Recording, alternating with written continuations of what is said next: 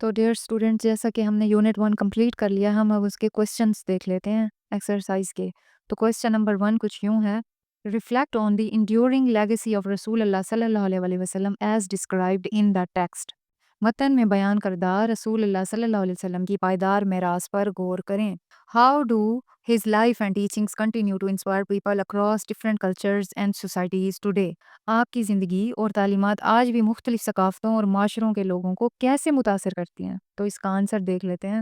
رسول اللہ صلی اللہ علیہ وسلم left a timeless legacy of honesty, trustworthiness and justice۔ رسول اللہ صلی اللہ علیہ وسلم نے سچائی، امانت اور انصاف کی لازوال میراث چھوڑی ہے۔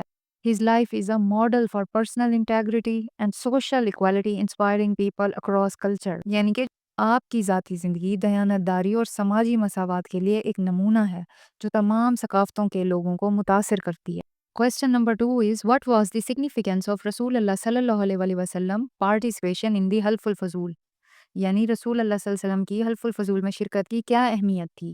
How does this event exemplify his lifelong commitment to justice؟ یہ واقعہ انصاف کے لیے آپ کی زندگی بھر کی وابستگی کو کیسے ظاہر کرتا ہے؟ The answer is he joined حلف الفضول to defend the oppressed, showing his lifelong commitment to justice۔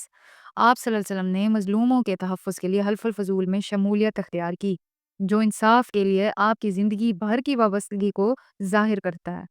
Even after prophethood, he praised this pact, proving his stand against tyranny۔ نبوت ملنے کے بعد بھی آپ نے اس معاہدے کی تعریف کی جو ظلم کے خلاف آپ کے موقف کا ثبوت ہے۔ Question number 3 In what ways did حضرت Khadija provide emotional and financial support to رسول اللہ صلی اللہ علیہ وسلم؟ حضرت خدیجہ رضی اللہ تعالیٰ عنہ نے کن طریقوں سے رسول اللہ صلی اللہ علیہ وسلم کی جذباتی اور مالی مدد فراہم کی؟ Why was her role pivotal during the early years of his mission؟ آپ کی دعوت کے ابتدائی سالوں میں ان کا کردار کلیدی کیوں تھا، یعنی اہمیت کا حامل کیوں تھا؟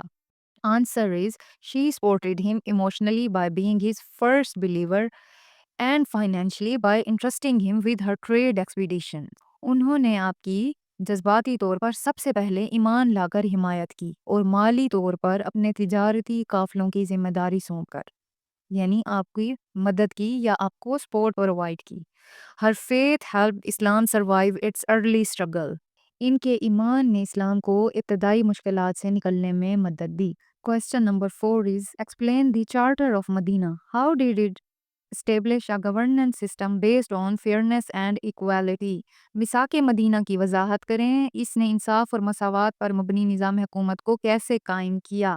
Answer is this charter created a fair society۔ اس میثاق مدینہ نے ایک منصفانہ معاشرے کی بنیاد رکھی۔ Granting rights to Muslim, Jews and others، جس میں مسلمانوں، یہودیوں اور دیگر قبائل کو حقوق دیے گئے۔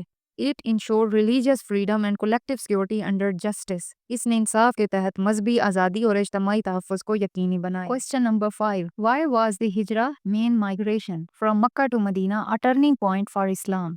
مکہ سے مدینہ کی طرف ہجرت اسلام کے لیے ایک اہم موڑ کیوں تھا؟ How did it shape the course of history؟ اس نے تاریخ کا دھارا کیسے بدلا؟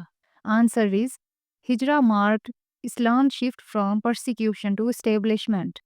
ہجرت نے اسلام کو ظلم و ستم کے دور سے نکال کر ایک مضبوط معاشرے کی تشکیل کا موقع دیا۔ ان مدینہ رسول اللہ صلی اللہ علیہ وسلم formed the first Muslim community and Islamic state۔ مدینہ میں رسول اللہ صلی اللہ علیہ وسلم نے پہلی باقاعدہ مسلم کمیونٹی اور اسلامی ریاست کی بنیاد رکھی، جس نے دنیا بھر میں اسلام کے پھیلاؤ کی راہ کو ہموار کیا۔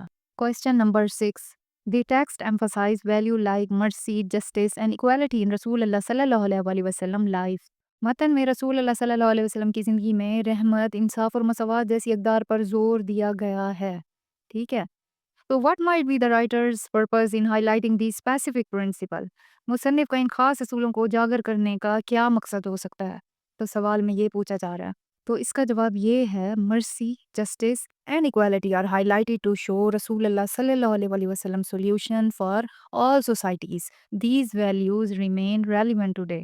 یعنی کہ متن میں رحمت، انصاف اور مساوات کو اس لیے نمایاں کیا گیا ہے تاکہ رسول اللہ صلی اللہ علیہ وسلم کی تعلیمات کو تمام معاشروں کے لیے ایک عالمگیر حل کے طور پر پیش کیا جا سکے۔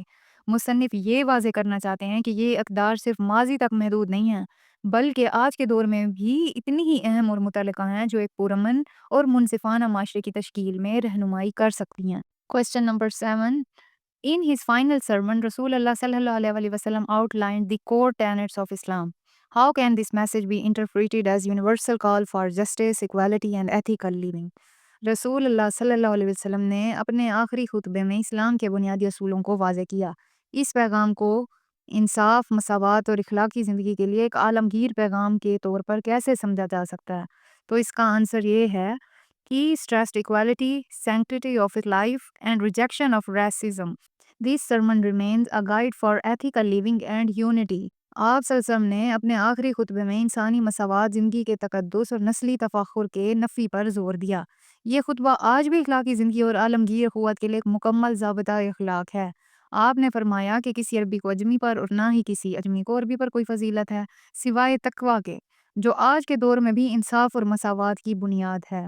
Question number 8. Discuss the historical significance of conquest of Makkah. How did Rasulullah sallallahu alaihi wasallam declaration of general amnesty reflect his magnanimity and vision for societal unity? فتح مکہ کی تاریخی اہمیت پر روشنی ڈالیں۔